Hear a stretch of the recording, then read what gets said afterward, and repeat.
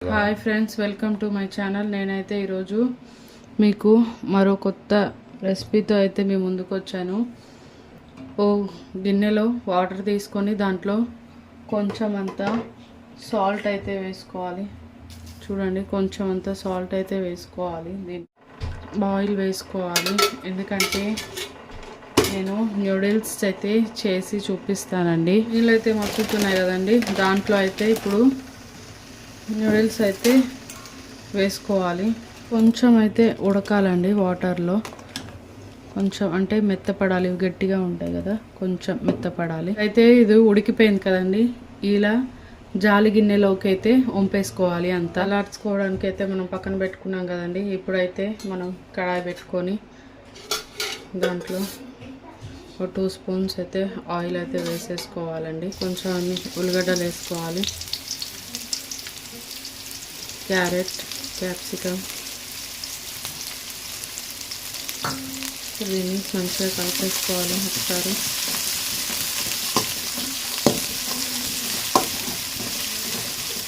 ఇది కొంచెం వేగాలండి.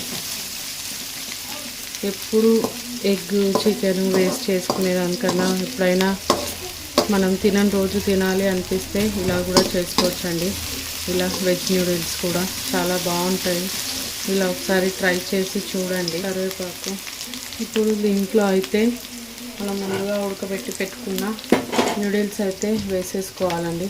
చల్లారిపోయాయి కదా, న్యూడిల్స్ అయితే వేసుకోవాలి. వేసుకున్నారు కదా,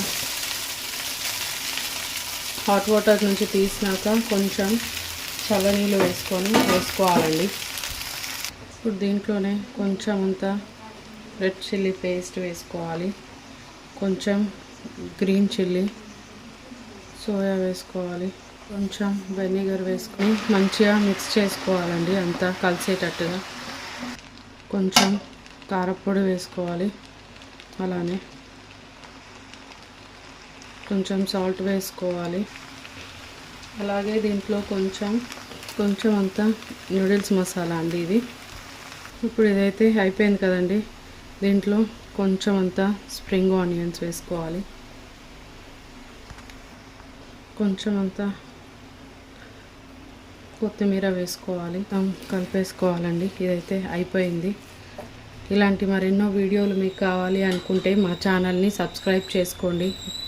థ్యాంక్ యూ ఫర్ వాచింగ్.